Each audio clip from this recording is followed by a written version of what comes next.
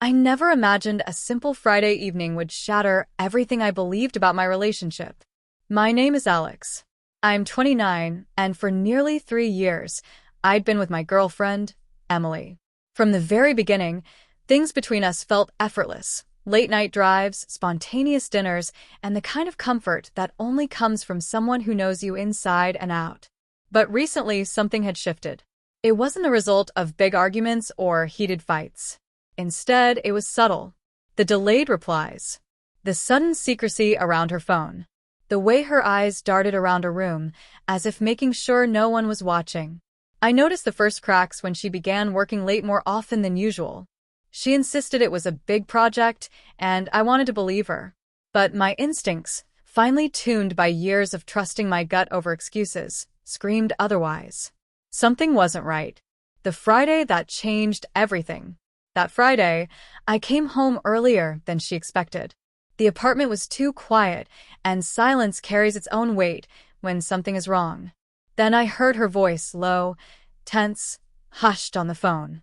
At first, I assumed it was a work call. But the words didn't match the professional tone I knew so well. Names I didn't recognize. Plans I wasn't part of. A location. A hotel downtown. My chest tightened. The unease I'd been pushing aside all week suddenly roared to life. I didn't storm into the room. I didn't shout or accuse. I just stood there listening. Every sentence confirmed my worst fear. Emily was planning to meet someone else. Not a spontaneous mistake. This was deliberate, premeditated betrayal. The weight of betrayal.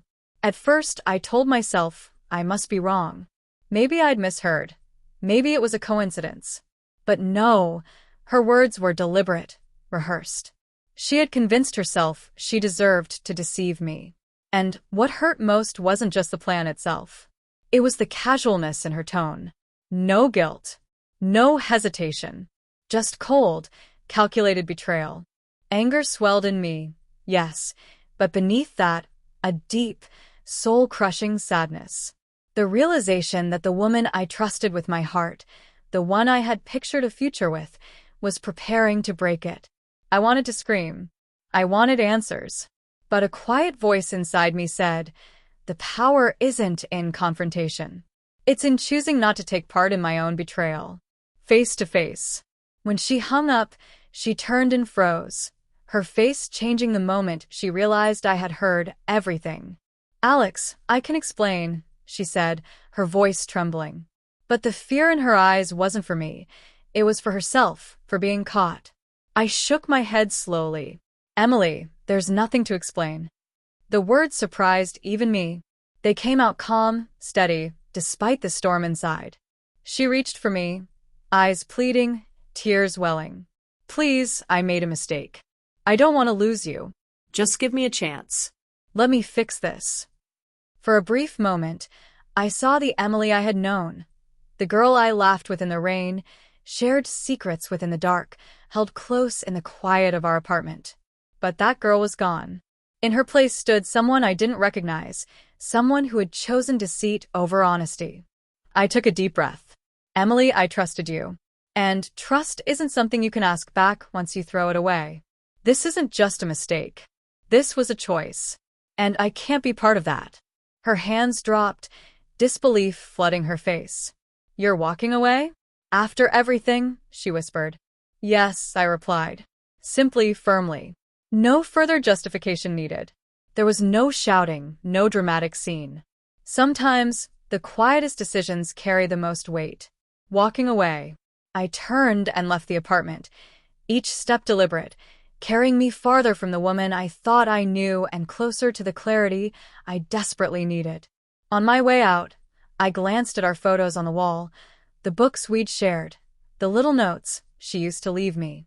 Each one felt like a ghost, remnants of what could have been. Love cannot survive when trust is destroyed.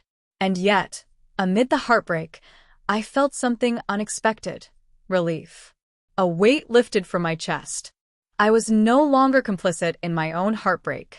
By the time I reached my car, I felt the first true sense of peace in weeks. I hadn't yelled. I hadn't begged. And I certainly hadn't pleaded for forgiveness. I had chosen myself. Aftermath. The days that followed were painfully quiet. Emily called, texted, even showed up at my workplace once. I didn't respond. Each attempt only confirmed what I already knew. Some bridges, once burned, cannot be rebuilt.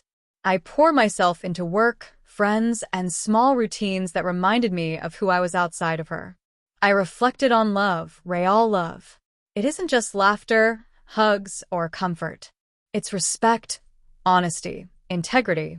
Emily had crossed that line, not in a fleeting mistake, but with deliberate planning. That wasn't a lapse. That was a decision. And decisions have consequences. Friends and family reached out.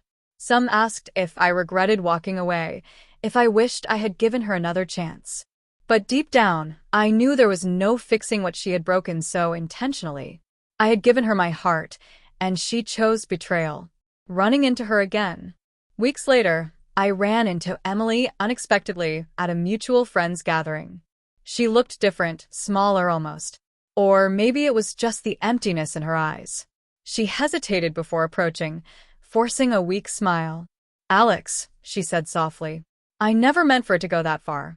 I was scared and I raised a hand, cutting her off gently but firmly. "Emily, there's nothing left to say. I made my choice. You made yours. And I can't be part of that anymore." Then I turned and walked away, leaving her words unfinished, her pleas unheard. Freedom. As I stepped into the cool evening air, clarity washed over me. Walking away didn't make me weak. It made me strong. It meant I valued myself enough not to settle for less than honesty, respect, and loyalty. Sometimes the hardest part isn't catching someone in a lie. It's realizing you've been compromising your own worth. And the moment you choose yourself over betrayal, that's the moment true freedom begins. I didn't look back. I didn't regret it.